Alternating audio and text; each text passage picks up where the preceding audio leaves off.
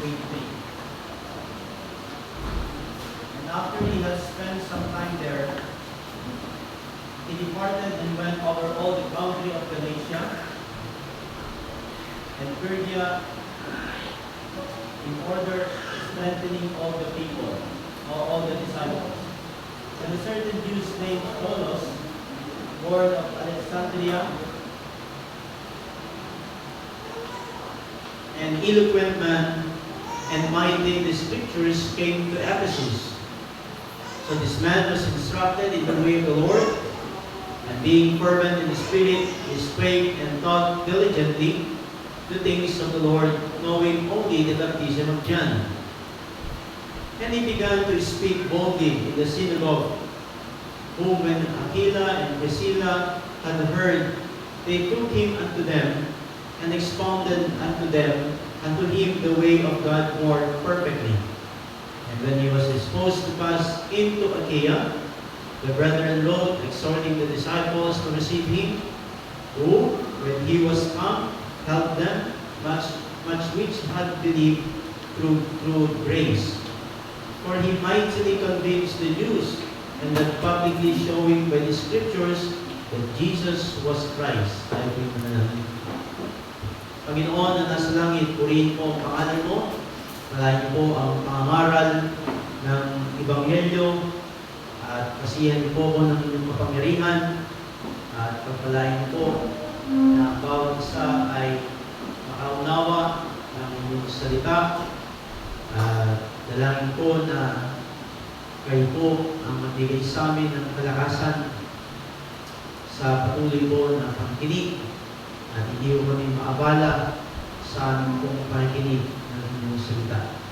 Purihin ka at analain ka, O Diyos, sa pangalan ni Jesus. Amen and amen. Happy mo lang. You may be seated, please.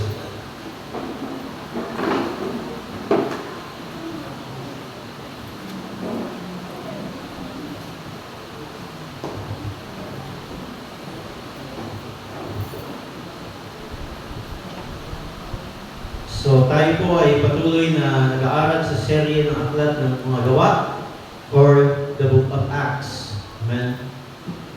So, ang ating mensahe ay patungkol sa the subject, the title of the message on the subject of the next level. And the next level. Sabi nga ho nila, ang buhay ay kailangan nag-level up. Tama? So, ibig sabihin, umuusad, merong pag-usad sa buhay ng tao. Kasi pag hindi tayo umuusad, hindi tayo lumalago. Tama? Or hindi tayo nag-grow sa Panginoon. Yan. Ibig sabihin, nag-moving up tayo. Yan. Kaya nga, yung graduation ngayon sa elementary and high school, pinalitan. Diba ang tawag doon is commencement exercise, ang tawag doon. Ngayon, ang tawag na is moving up. Amen? Ibig sabihin, nag-level up ka. Nag-grow tayo. Amen? Even sa Panginoon at sa ibang larangan sa buhay natin, ay kailangan ay tayo po ay nag-level up. Hindi pwedeng hanggang tiyan ka lang. Amen? Hindi pwedeng tapos na. Hindi ka pwedeng umusad. Amen? At maging sa ating Panginoon, if you are not going to go to the next level of life, then therefore you are not growing sa Panginoon. Pag hindi tayo nag-moving up, hindi tayo nag-grow, or hindi tayo sa buhay natin ay walang level up ito, so anong klaseng buhay na meron tayo?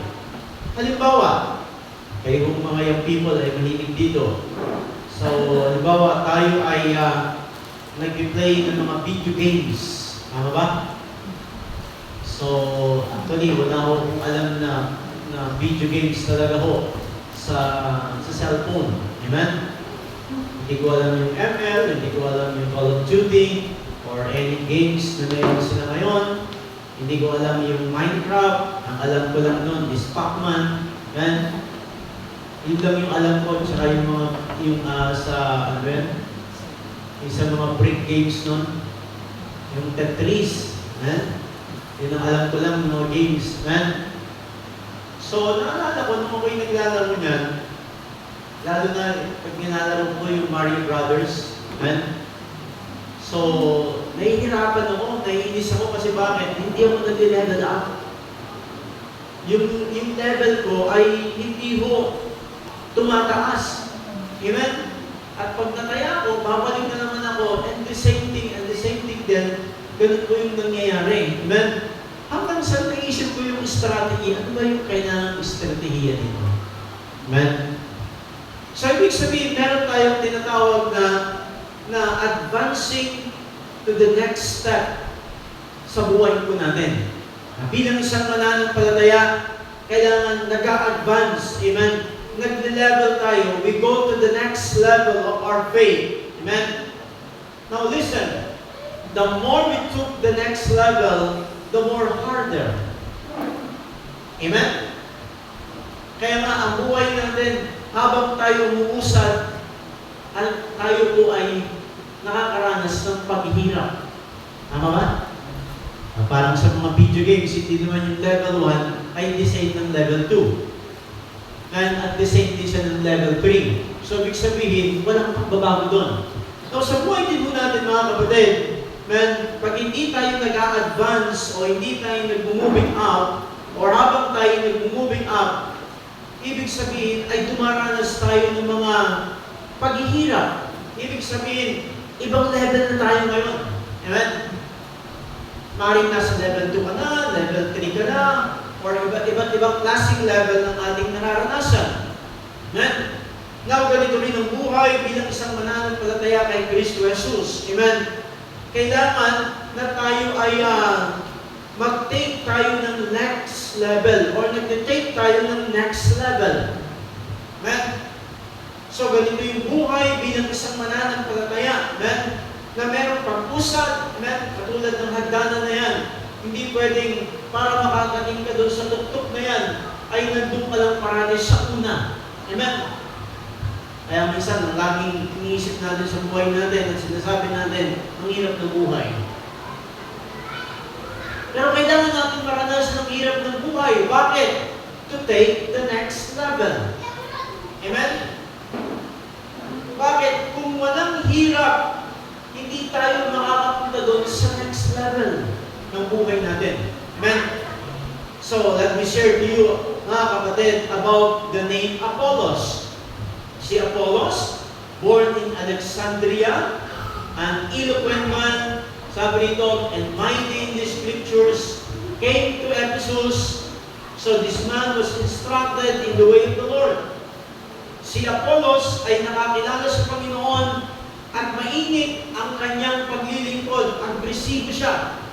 Pero ang problema, mga kapatid, hindi pa siya malalim sa Panginoon. Hindi pa siya ganun kalago sa Panginoon. But there is an aggressiveness, amen? Pero hindi pa ganun kalalim ang kanyang pananampalataya sa Diyos. Amen? Para bang lumusog ka sa gera, pero hindi ka naman nag-train ng mabuti at hindi mo alam kung ano pa yung iba mong gagawain. Kaya nga tayo nag-aaral para magkaroon tayo ng magandang trabaho. Amen? So, kaya ikaw ay mga nag-e-exam tayo para pumasa ka. Pag pumasa ka, ay nag-level up ka. So, hindi lang sa larangan ng eskwelahan, maaaring sa trabaho natin, o tayo nag-a-apply ng trabaho, meron tayong mga exams, meron tayong mga trade tests na ginagawa to level up.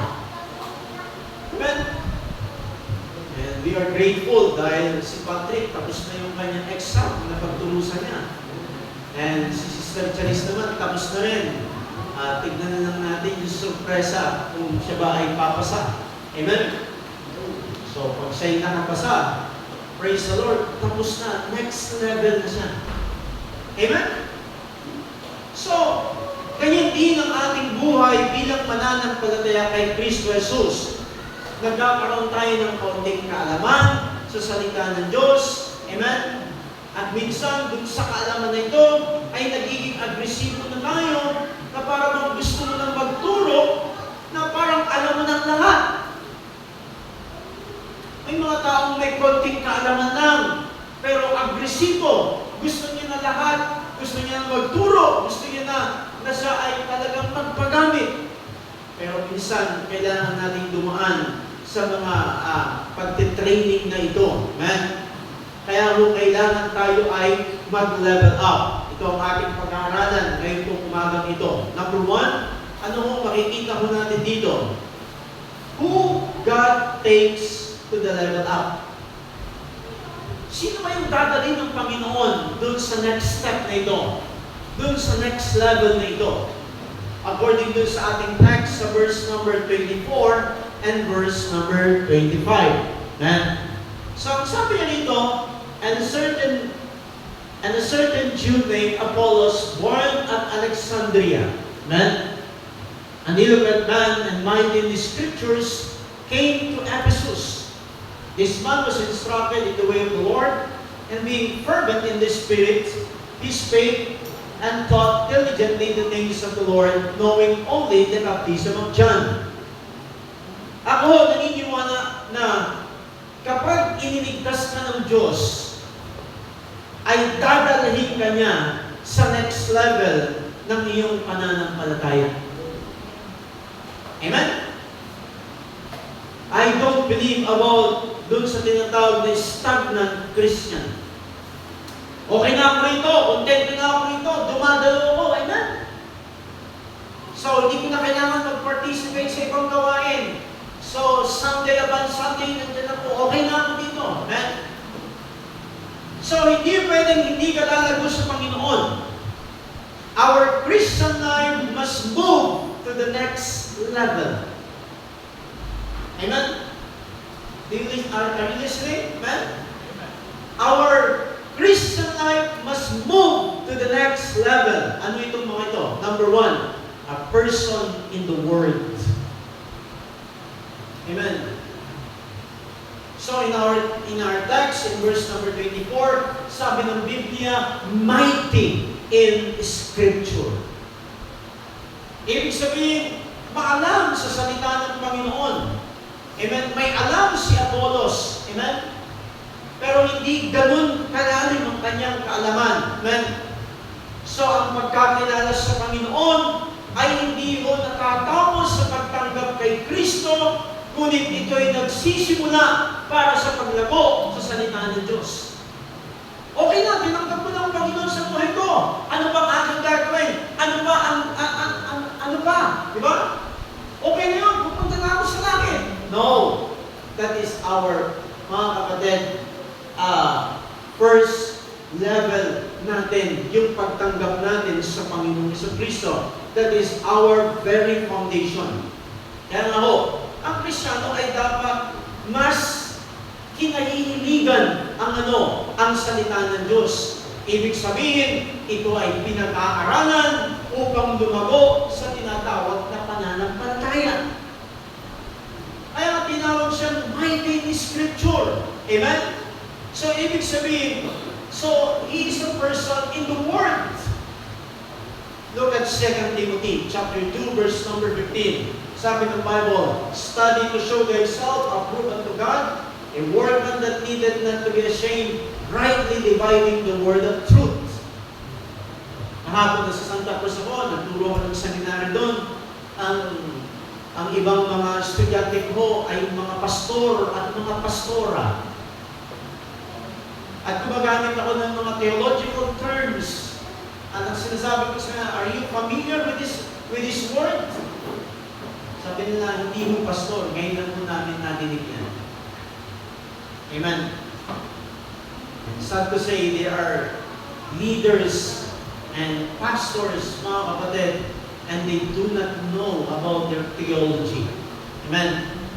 So, ibig sabihin, kailangan natin mag-aral. Amen. Noong ako'y nakatapos ng seminary, sa seminary, puro pag-aaral, puro pag-review, puro exam, puro pag-memorize ng mga verses, amen? Puro pag-research, mga kapatid, amen? Puro mga term papers ang ginagawa namin.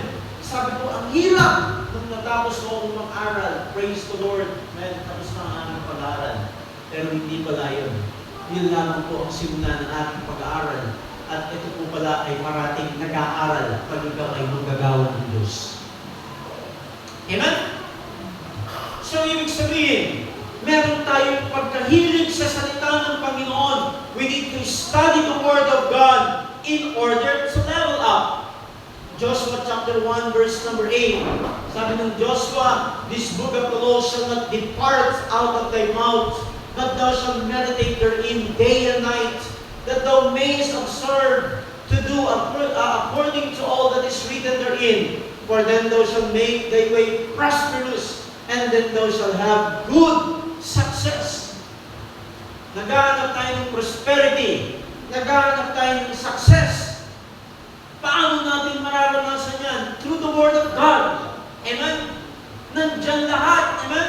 Ibig sabihin, this book of the law, etong salita ng Diyos ay dapat ay mananatili sa ating mga bibig, sa ating mga labi, sa ating mga puso.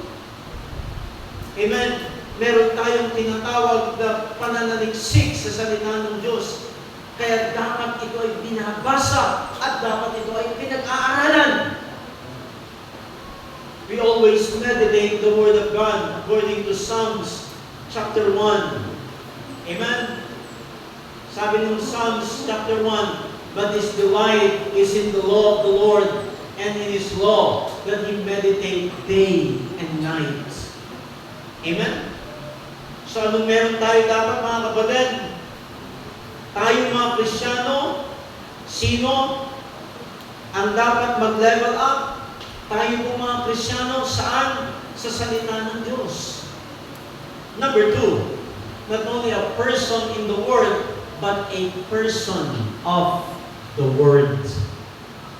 In verse number 25, sabi nito, instructed, not verse 5, but verse 25. Sabi nito, instructed in the Word. Naturuan siya tungkol sa daan ng Panginoon. Are you listening? Man? So, siya ay tinuruan patungkol sa Panginoon. Man?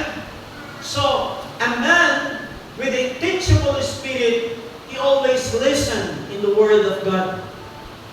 Alam mo, ang tao na parating nais matuto, meron siyang espiritu na matuto, ay kailangan parating nakikinig ng salita ng Diyos.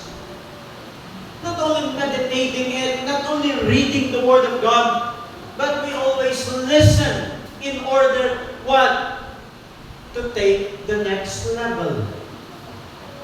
Ang taong laging nakikinig ng salita ng Diyos ay merong paglagong mangyayari sa kanyang buhay, pananampalataya. Now, if you are here today and you are not listening, folks, listen, you are not going to the next level.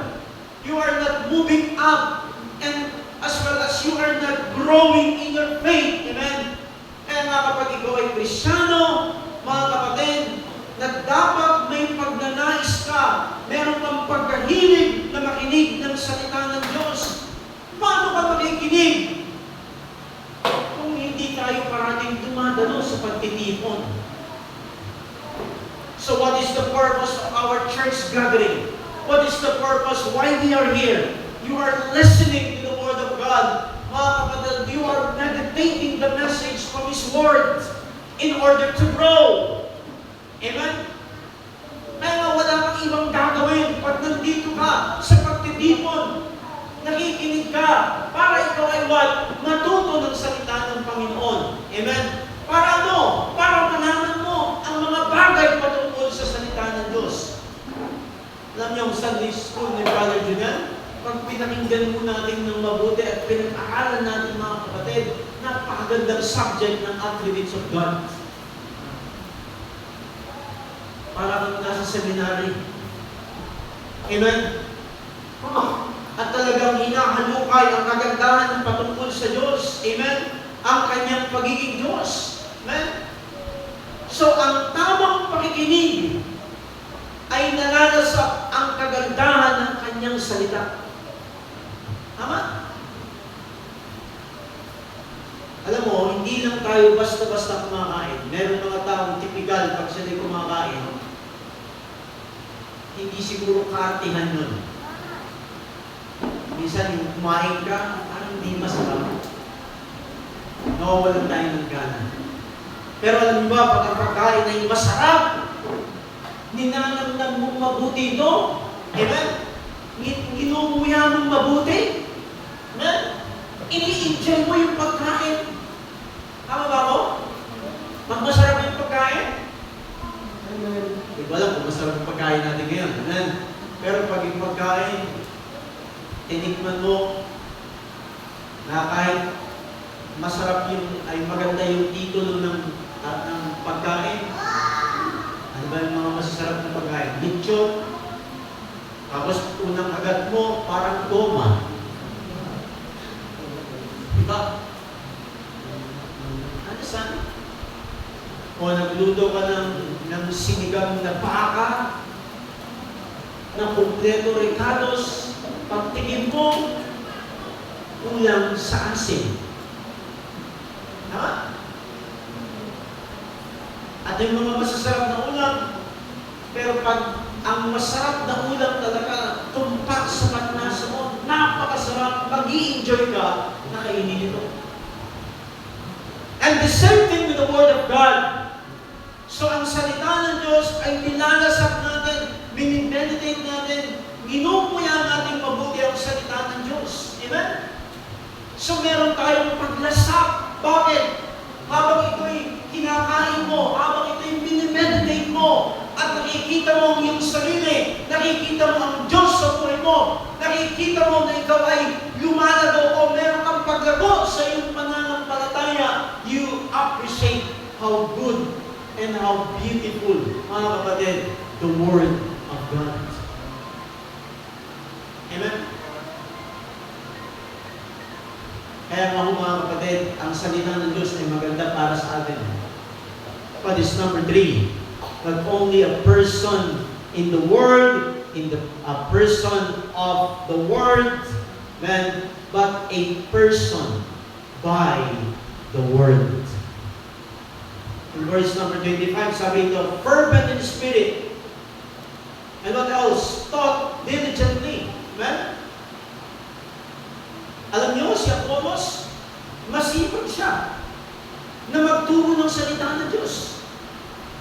Pagkatapos na siya ho'y maturuan ng salita ng Diyos, siya naman ay nagturo upang iba ay matuto tungkol sa salita ng Diyos. Diba, napakasimple ng salita ng Diyos, di ba? Anong sabi ng ng 2 Timothy chapter 2, verse number 2. Wala ko dito sa aking lesson. Paki-project na sa Sarabi. Chapter 2, verse number 2. Anong sabi ng salita ng Panginoon? Natin.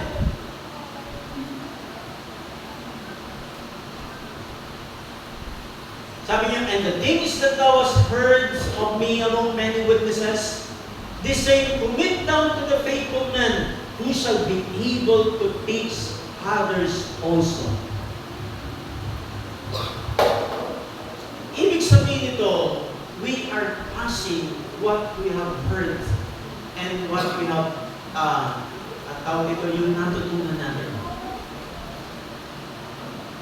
Kaya nga nagtuturo tayo.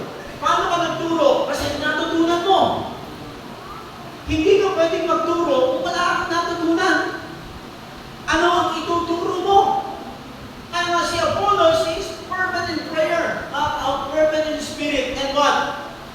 Diligent sa pagtuturo ng salita ng Panginoon. Amen? Kaya mga kapatid, sabi nga ng 2 Timothy, wala rin dito, 2 Timothy chapter 3, verse number 16.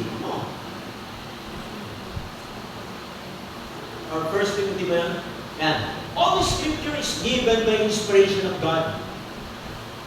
And it is what? Profitable for doctrine, for reproof, for correction, for instructions in righteousness. Ano yung instructions in righteousness? Training. Kaya nga tayo, tinitrain tayo, tinuturuan tayo mga kapatid. Bakit? Verse number 17. 17. Sabi sa verse number 17, that the man of God may be perfect, truly furnished unto all good works. Na lahat ng iyong bagay na natutunan ay inia-apply mo sa sarili mo upang ikaw ay magkaroon ng tinatawag na moving up. At the same time, lahat ng iyong natutunan, ipinapasa mo naman. Mga tatay, mga nanay, tayo ang magtuturo sa ating mga anak sa mga bagay na nais natin para sa kanila. And even tayo mga Kristiyano, mga magulang, we are teaching our children. We are passing our faith to them. Amen? And we are passing the baton. Amen?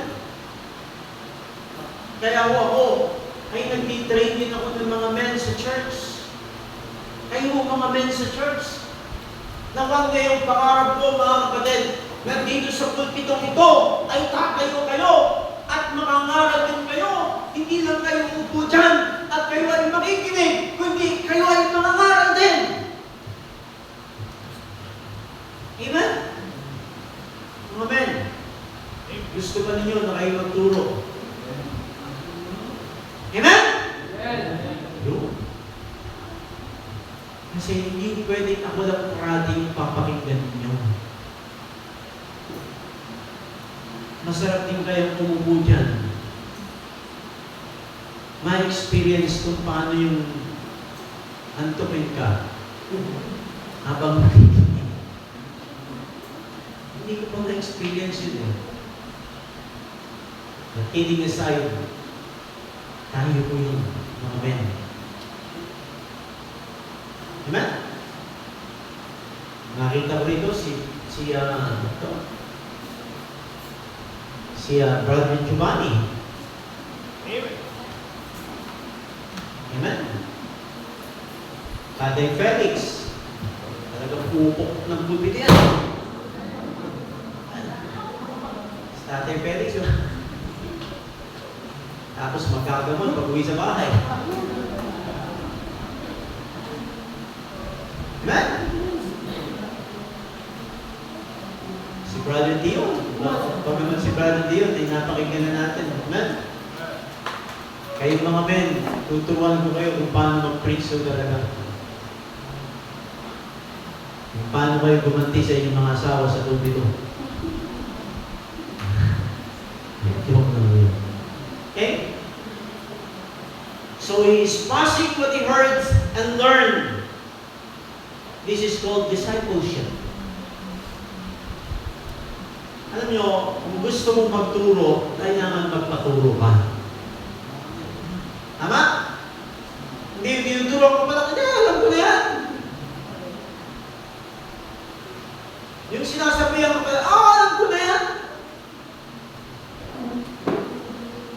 Alam nyo ho, ang pagtuturo ngayon, o yung para ikaw ay maturo, napakadali na lang. Gusto mo matuto ng ganito, i-google mo. Gusto mo matuto ng ganito, mag-YouTube ka. Tama? Pero depende sa iyo kung ikaw ay nais magpaturo, nais mong matuto sa mga bagay patungkol sa Diyos. Mga kapatid, hindi po pwedeng tagapakinig ka lang habang buhay. Kung hindi, ikaw din ay magtuturo patungkol sa salita ng Diyos. Matthew 28, verse number 20. Anong sabi nun? Teaching them to observe all things. So, tuturuan mo sila ng mga bagay patungkol sa Diyos. Upang magtuturo sila ng mga bagay patungkol sa Diyos. Pag tinuruan mo sila ng mga bagay na kalokohan ang mangyayari sa iyo sa tinuruan mo. Man? Pero pag tinuruan mo yan ng mga bagay patungkol sa Diyos, lalago sa Panginoon yan at magtuturo yan.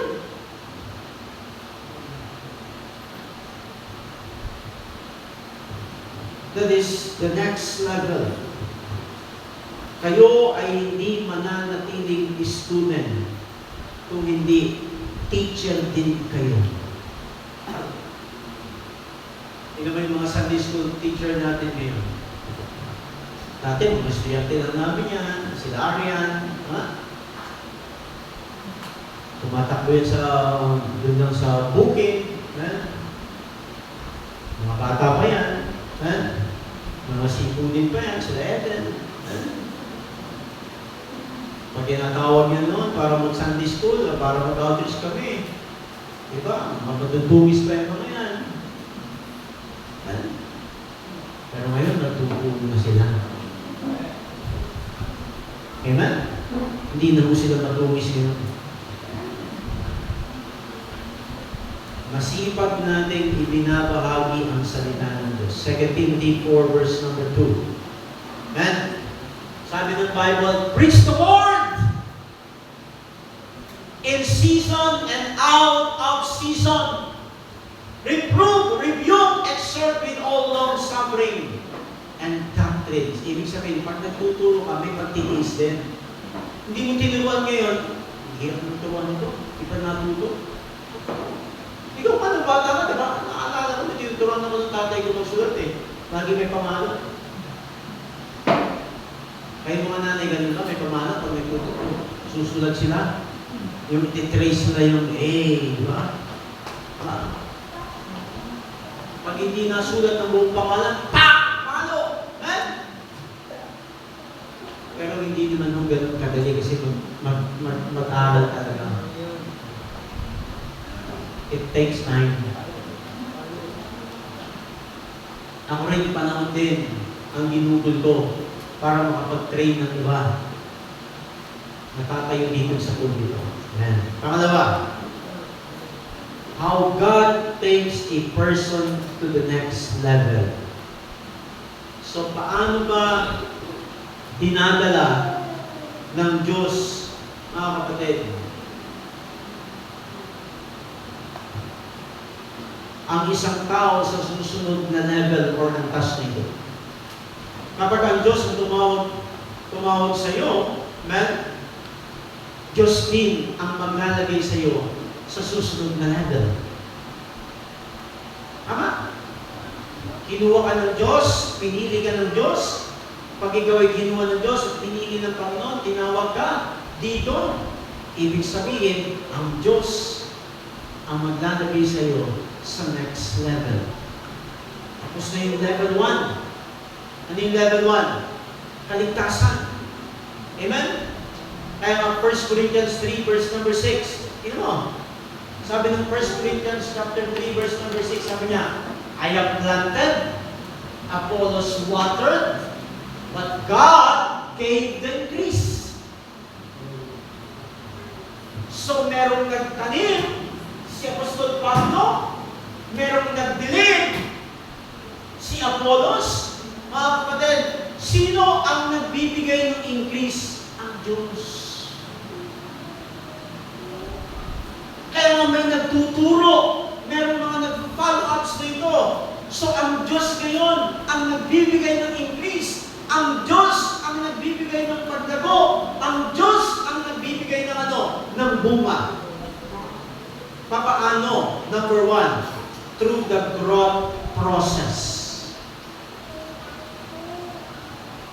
In verse 25, sabi rito, when you plant a seed, expect there's an increase. Tama? Pero walang increase kapag walang nagdilig at walang nagtanim. May proseso ng paglago. Ikaw na Kristiyano, lumalago ka ba sa Panginoon? Paano mo nakikita ang iyong sarili na lumalago ka sa Diyos? Paano?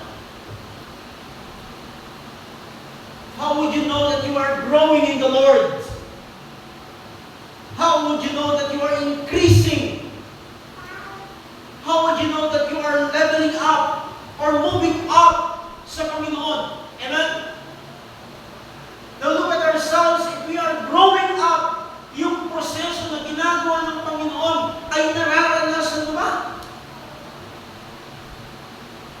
Kapag meron na sa iyong nababago at mas ikaw ngayon ay nahuhupaling sa Panginoon at sa paglilingkod sa Kanya. Ephesians 4 verse number 15. Sabi ng Ephesians 4:15, but speaking the truth in love may grow up into Him in all things, which is the head, even Christ. Sabi niya, may grow up unto Him. So meron mo tayong parating desire para sa Diyos. Ano mo, pag wala kang desire parati sa Diyos, huwag kang umasa na ikaw ay mag-grow sa Panginoon. Kung mechanical lang parati ang ginagawa mo mga kapatid, hindi spiritual. Amen? Ibig sabihin, yung dadalo ka lang. Para ikaw ay makadalo lang. You are checking attendance ba? Amen? But you are not spiritually grown, mga kapatid, sa Panginoon. Amen? 2 Peter chapter 3, verse number 18. But grow in grace and in the knowledge of our Lord and Savior Jesus Christ, to Him be glory both now and forever. Amen. Grow in grace. Saan yun? Doon sa kaalaman patungkol sa ating Panginoon Jesucristo. 2 Peter chapter 2 or 1 Peter chapter 2 verse number 2. As newborn babes desire. Amen? Ang mga bata ba, ayaw ba nila ng gatas? Diba? Diba? Ang mga nanay, especially yung mga nagbe-breastfeed, alam nga nila, ng anak nila, nagugutom na eh. Tama?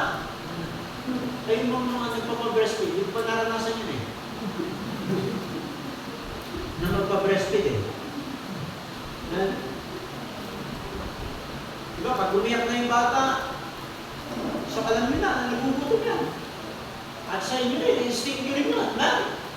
So, pero ang bata, desire niya yung milk na ito.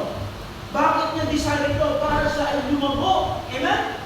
Para siya ay mag-grow physically. Tayo, ano yung milk na ito na sinasabi? Yung Word of God na ito. Na tayo dapat bilang isang mananampalataya ay nagdi-desire tayo, dinanais natin yung salita ng Diyos para tayo mag-grow. Folks, listen, hindi ka lalago sa gawain, hindi ka lalago sa Panginoon na mapag-prayer request ka lang. Pastor, pag-pray ko lumago. But you're not reading your Bible, you're not listening to the Word of God, you're not attending the worship service, mga kapatid, and you never involve yourselves in the ministry. Hindi ka lalago sa gawain ng Panginoon. You will not growing up or take to the next level. Amen.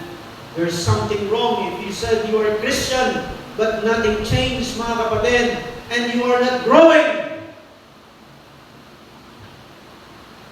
Parang may mali sa mananampalataya pag tayo ay hindi nababago, pag tayo ay walang tinatawag na paglago at hindi mo nakikita yung sarili mo. Kaya nga iba, nagkaroon ng pagpapalit ng reliyon, pero walang total transformation kay Kristo. Kaya sino ang nagbabago? Si Kristo. Ang kailangan mo lang, magpabago ka. Daming babaguhin sa atin. Ako, hanggang ngayon, binabago ko ng Diyos eh. Hindi yung transformation na talagang papaguhin mo ilong mo, yung tango ka, papatangusin mo, yung matangos ka na, magiging tango ka naman. Yung mata mo, papaguhin mo, gagawin mo tantalizing eyes. Yung tenga mo, na maliit, papalakihin mo, para umababuhay mo. Ano ba?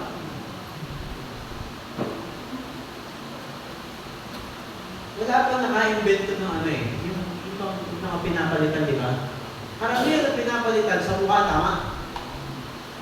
Yung walang package, tatanggalin yung ulo mo, tapos package, di ba? Diba? Package din. Lahat. At yan. Total transformation ng ulo mo, mukha mo. Amen? Pati utak mo. Lahat na yun. Kapatid, sa Kristiyanong pamumuhay, ang Diyos ang nagtatransform sa iyo. Kaya kami, hindi namin kayo kayang baguhin. Ang magbabago sa inyo, Panginoon. A person without growth is what? Dead. Because of a lifeless spirit. Ano ba? Ang tao na walang paglago ay patay. Ha? O bumili ka ng plastic na halaman. May sinaulo ka kung araw-araw mong didiligan yan. Uy, ganda ng halaman ko. Spray mo pa ng fertilizer. Ay, malaki tama mo. Tama.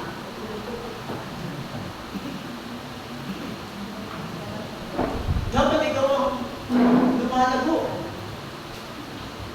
Kasi may tama ka sa ulo kung bumili ka ng halaman na plastic, di ba? Bakit? Kasi yung halaman na plastic, walang buhay. Kaya ang taong walang buhay kay Kristo, hindi yan lalago. Amen? Number 2. Saan na tayo? A person through growth process. Number 2, a person through the relationship process. By the way, pag nagbuhay, tuloy-tuloy sa Panginoon, pareho na mag-level up. Pag tumigil ka na, wala na, tapos na. Hindi ka nalalaro. Kaya minsan, nakaraan, di ba, mayroong viral doon sa SM, gusto mo pakamatay. Kasi gusto niya tapusin ang buhay niya. Minsan nagreklamo tayo sa Lord, ang hirap ng buhay. Kaya minsan sa hirap ng buhay sa Lord, patayin mo na ako. Pero pag nakaranas ng kasaganaan ng konti, Lord, pahabain niyo po ang buhay ko. Ano ba? So mahirap ang buhay, pero nagpapatuloy ka in order to grow. Amen. So, ibig sabihin, para tayo ay magpatuloy sa Panginoon. Amen? So, ibig sabihin, na tayo ay nagpapatuloy sa gawain ng Diyos. Amen? Number 2, through relationship process, verse number 26. Alam mo, matapos siyang nangaral ng salita ng Diyos, dahil nalaman niya ang kanyang relationship sa anak, sa Diyos. A person without relationship cannot make the next level. Alam niya ang kanyang sinasabi patungkol kay Jesus. And why he preached boldly in the synagogues, si Apollos, because of his personal relationship with the Messiah. Kapag hindi mo alam ang relationship mo sa Diyos, hindi ka tunay na lalago sa Panginoon. Hindi mo kaya ang paglilingkod sa Panginoon. Now here is Apollos. After being instructed about the Messiah, so he went to the synagogue and preached boldly about the Savior, about the Messiah. Because of his relationship. Man, kaya kapag kilala mo yung Panginoong Jesucristo, ang iyong tagapagligtas, hindi ka mahihiya na ipangaral siya at hindi pwedeng hindi ka lalago sa Kanya. Sabi ni Apostol Pablo, for I know whom I have believed.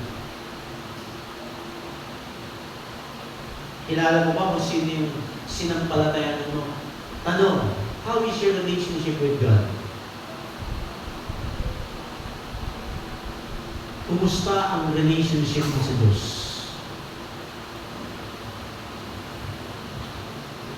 Amen? Kumusta?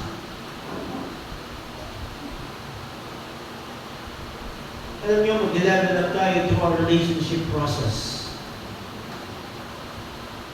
The more you know Him, the more you will grow sa Panginoon. Amen? Anong relationship? Sabi nga, pag walang communication, hindi mag-grow.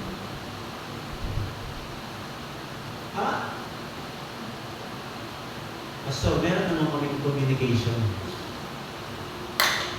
Yun nga lang, panay away.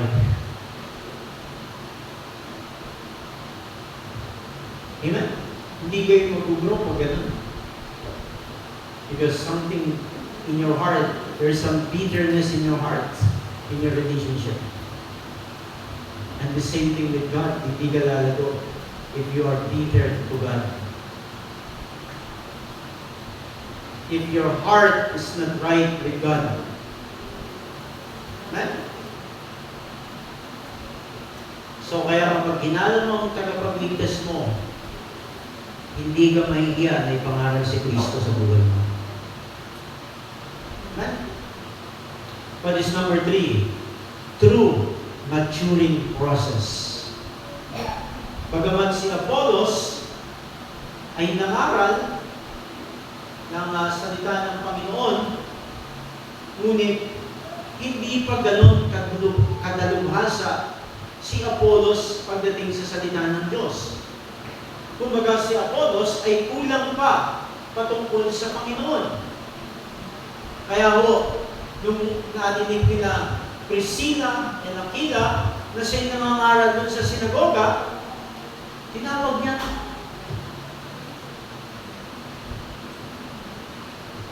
"Huwag ka nga rito, brother. Ano po yun? Pwede ba tayong mag-Bible study sa bahay niyo?" "Oh, pwede naman po." Kaya tinuruan nila Priscilla at Aquila matungkol sa Panginoon. Amen? Alam mo, minsan, yung pagiging agresibo mo ay kailangan inilalagay natin sa lugar. Meron kang alam sa Biblia, pero napakaliit ng kaalaman mo. Yung ang gusto mo ay magturo ka na kaagad ng mga doktrina na kapag itinuro mo naman ay sa lengguang. Amen? Maring ito si President Aquila na nung napakinggan niya si Apollos na nangangaral,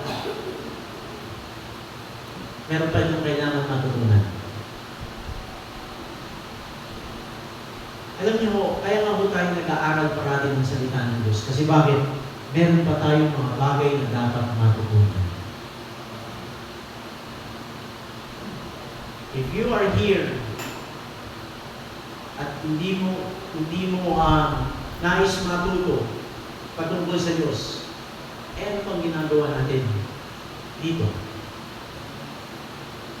Alam mo, pare ko ho ay mag-mature sa Panginoon, kailangan ikaw ay matutunan. Amen? Kaya nga, every time na meron magtuturo ng salita ng Diyos sa pulpitong ito, at every time na ang salita ng Diyos ay pinapahayag, you listen in order to be matured.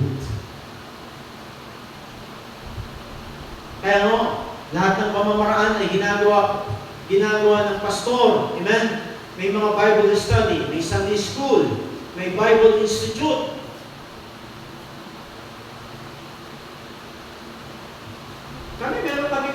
Meron tayong Bible Institute every Friday. Kung wala ko kayong ginagawa, 6 o'clock to 8 para mag-aaral tayo ng salita ng Diyos. Amen? Punta ko kayo sa church. Minsan, mga estudyante ko, mga bata estudyante ko, okay na yan, at least bata, natututo sila sa theology. Amen? Ang katwiran kasi ng mga matatanda, para sa kanila na yan.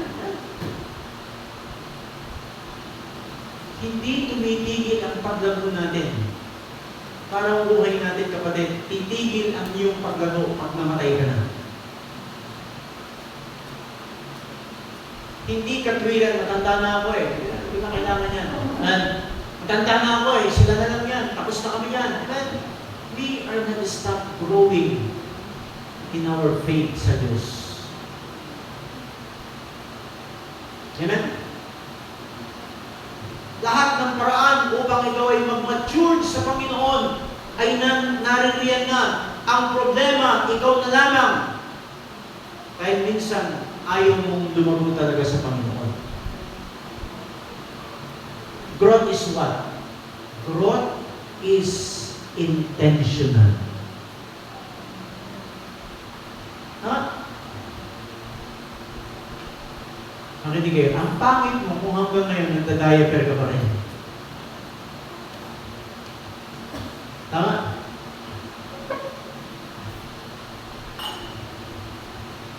Ang pangit mo na hanggang ngayon nagdi-dating ka pa rin sa battle. Pero mo, 25 years old ka na. Nagdi-dating ka pa rin. Pero ang normal, nagmamature ka na, di ba? Ano ba yung stages na yan? So, yung pagiging bata, pagiging kabataan, at pagiging adult. Ano ba ako?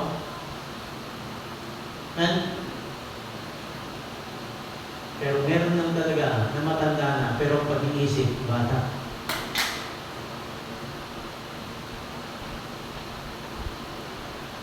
Pero tayo bilang isang mananampalataya kay Kristo, tayo ay lumalabo at nagmamature tayo. Amen? Sabi nga ng iba, parang hindi ako nagmamature. Amen? Dahil, bakit? Hindi ka nakikinig ng salita ng Diyos. Amen? Hindi ka nagbabasa at hindi ka nag-aaral at nakikinig ng salita ng Diyos.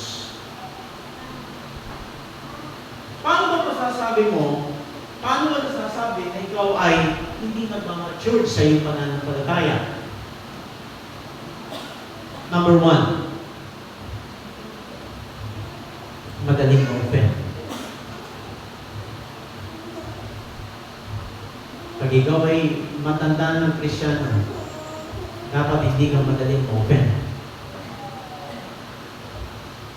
Number 2, madaling magalit. Amen?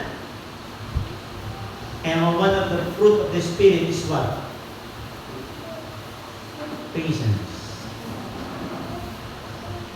Number 3, madaling magtampo. You have the temporizing spirit.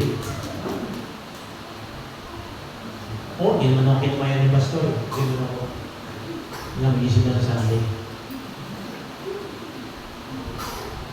Tinignan ko siya, hindi naman ako binati ni Pastor. Oh, si sister, hindi man niya ako kinumaya. Kinamaw ko siya, hindi naman ako binati. Nagtatampo ka na kaagad. Hindi ka mature o ganyan na. Amen? What is number 4? Hindi marunong umunawa. Amen? Alam niyo ba ang bata? Pag kinausap mo yung bata, kailangan makikipag-usap ka ng parang bata din. Kasi, pag nakipag-usap ka ng parang na matandaan pag-uusap mo, makikipag-usap mo sa kanya, hindi ka maiintindihan. Amen? Understand? Marunong umunawa sa lahat ng bagay. Noong unawaan mo siya, kaya bakit? Eto siya.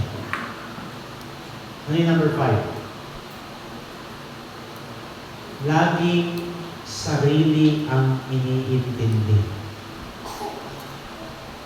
Amen?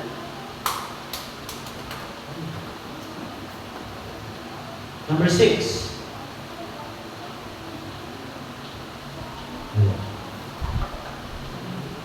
Ano yung number 6?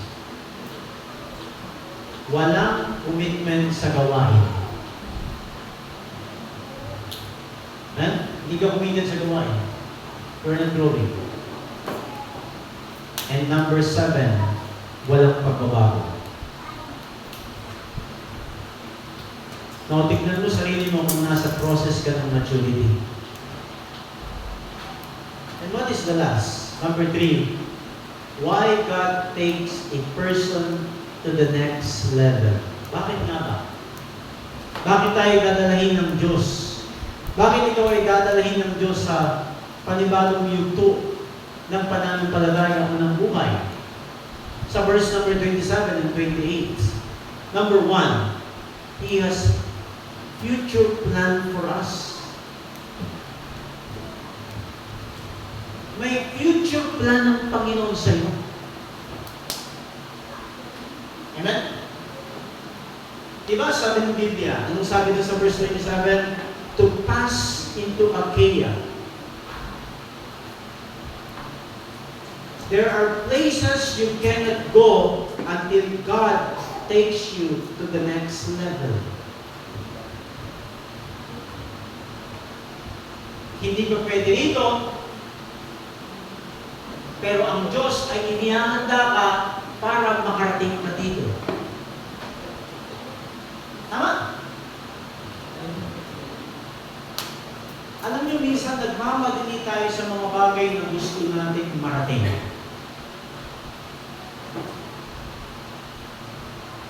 Ang tawag yan, nagiging atat tayo na pumunta sa bagay na ito na hindi mo kinukonsulta sa Diyos.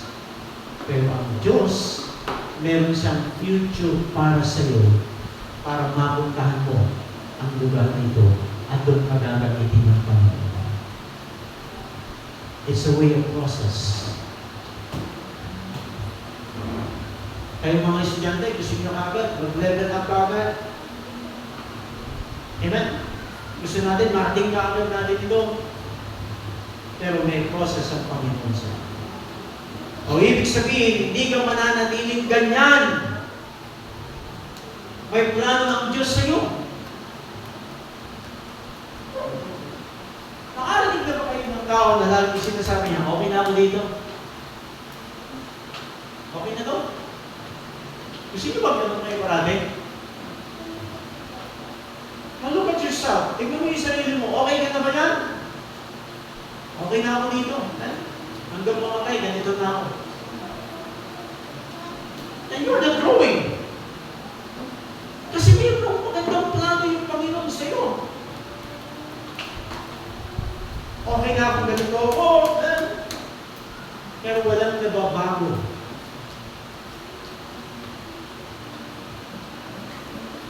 Sabi nga ng pinsan ko, kailangan risk taker ka in order to grow. Alam niyo ba, ang tao ayaw ng hirap. Tama ba? Sino gusto ng hirap?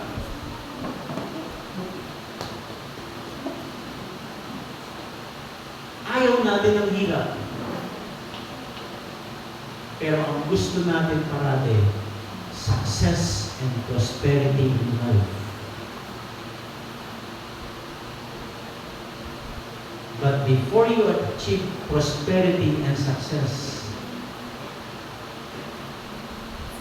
you must do the harder things.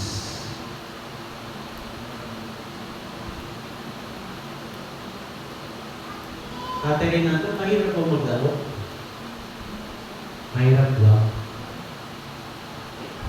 Kung mo pwede nga, pag pumunta ka ng dyan lang sa tabi sa dagat, nakabanga ka, Lord, lahat po ng mga isda, patalunin niyo po sa aming bangka. Ay, lahat tayo maglalaot. Pag gano'n. Lord, isang bunting lang po sumampa na ang bangka. But you do the process in order to grow. Folks, listen, take the pain and someday you will gain.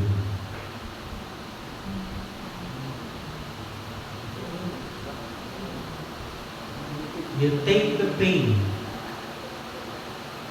and you always complain. And at the end of it, we stop. Ayoko.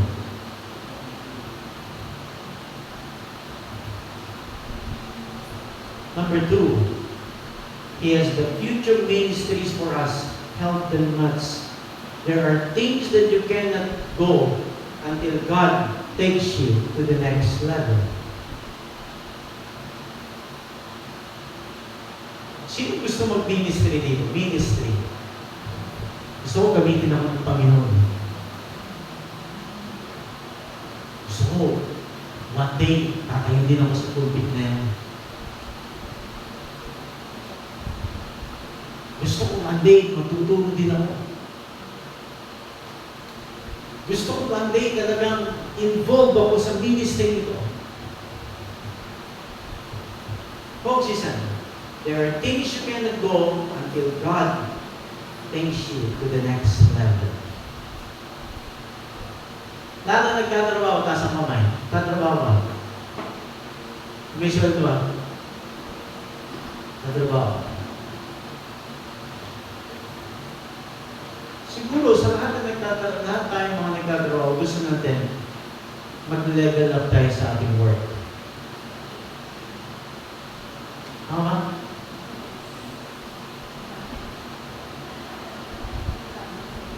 Halimbawa, nagle-labor ka lang. Sasabihin mo sa isip mo, someday magiging masunod. Tama? Pag nag-take ka sa magiging masunod, sasabihin mo, someday magiging foreigner na ako. At sasabihin mo one day sa sarili mo, someday, contractor na ako. Because you leveled up.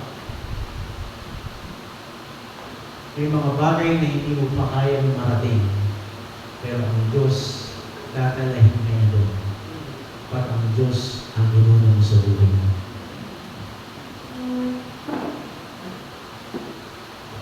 Paulos, naging katulong sa gawain. Mightily convince the Jews. Now, there are things that you cannot go until God take you to the next level. And what is the last? He has a future challenge for us. Alam mo yung hamon kay Apollos? Anong sabi sa verse 8? Mightily convince the Jews. At maraming naligtas ng mga Hudyo. There are battles you cannot win until God takes you to the next level. Hindi madali ang laban sa buhay. But you need to fight. Sabi ni Paul, I have fought a good fight. I have finished my course. Mas magandang natalo kang lumaban kaysa natalo ka na nag-quit ka. Amen? But always says that failure is not always finals. But failures is our stepping stone to move up sa buhay natin. Even in our ministry. Maraming mga bagay sa buhay natin. As I said, gusto mo nga mag-give up eh. May estudyante, kaya mag-aaral. Isa ang solusyon sa mga taong nagsasabing parating mahirap. Kung hindi mo talaga kaya at ayaw mo na, isa lang ang pwede mo gawin. Either you stop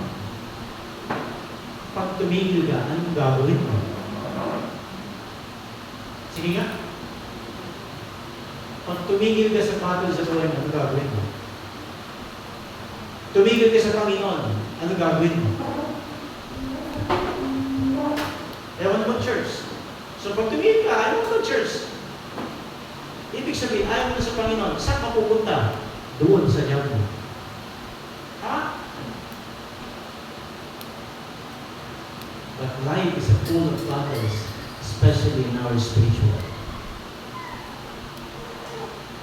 Kaya kayo, encourage you, magpatuloy lang kayo sa Panginoon. Amen? Patuloy kayo kung ano yung nais ng Panginoon. Hindi tayo pababayaan ng Diyos.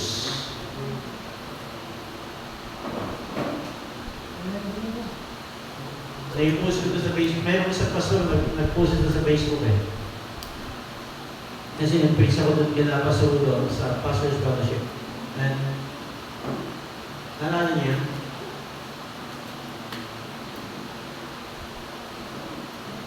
ibig sabihin, walang tao na sumunod sa kalooban ng Diyos na napahamak. Hindi kayo papahamak ng Diyos. Kahit anong hirap yan, hindi kayo papahamak ng Diyos. Kahit mamatay ka, hindi kayo papahamak ng Diyos. Bakit? Kasi langit ka naman. Your battle is you cannot win until God takes you to the next level. As I close, what is your next level? Number 1, giving your life to Jesus. Number 2, following the Lord. Number 3, surrendering your life to Christian service. That is our next level. And I hope and pray, my dear brother and sister in the Lord, on the next tayo. Amen? Mag-next level na tayo. Kailangan ko ng mga men sa church na nakakasama ko para sa gawain ng Diyos. Are you willing?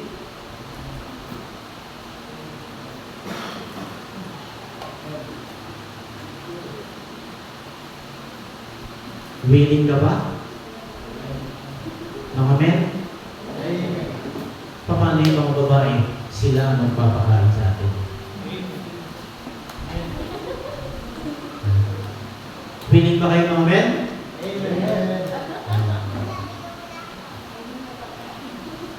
Na makasama ko sa gawain ng Diyos at mag-next level tayo? Alam mo, I appreciate you, lahat, kayong lahat. Sometimes, if may absent, nandiyan kayo. Kaya ako umapon, wala ko ako, nandiyan kayo. Nakita ko, nagpapatuloy lang yung people. Kasi bakit ang gawain? Pag wala si pastor, wala ang gawain. Ganun ba ang gawain ng Diyos? Wala si Brother General kahapon. Nagpatuloy ang choir. Amen? Amen? Wala mag-handle ng young people kahapon. Salamat. Nandiyan si Brother Patrick. Amen?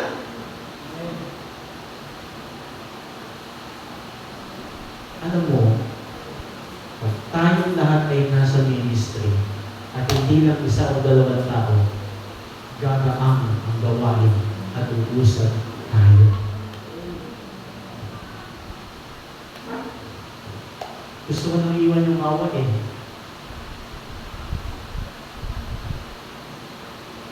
Totoo nga napapagod mo ako pag Sunday. Eh, pastor, bakit mo ginusto yan? Kung napapagod ka. Dahil yun ang kalooban ng Panginoon. And I die in the ministry. Amen? Hindi ko sinasabi sa inyo ito na magsuong ka para magpastor ka. Ang nais ko lang, na maging available ka, na maging preacher ka, mag-preach ka, magturo ka. Kasi hindi sinabing preacher ka, pastor ka na. Katuwang ka. Meron tayong pulpit na magsusupply sa pulpit natin. Amen? Kaya mga men, humanda kayo sa Webes. Bakit naman di kayo matin? Ano babi ha? Webes ha? Amen. Wala kang duty nun, no? Absent? Medyo lang. Okay? Amen po ba mga men? Amen! Tayo mga kayo mga men. Lahat mga men. Amen. Kung naniniwala kang lalaki ka, very good. Gusto niyo bang mag-level up kayo? Sa gawain ng Panginoon? Amen. Then you must have ministry in the church. Anong ministry mo? Pag tayo mga men ay ginamit ng Diyos na leader sa ating iglesia, mas pagpapalain ng Diyos ang ating mga gawain. Ayan po ba? Mga ladies, magsusupport ba kayo? Amen! Hindi na tayo pagkain na. Amen? So, praise the Lord. I hope na makita ko kayo sa lahat ng gawain ng Panginoon. Tayo mula tayo tumayo as we praise the Diyos. Lord, in Jesus' name we come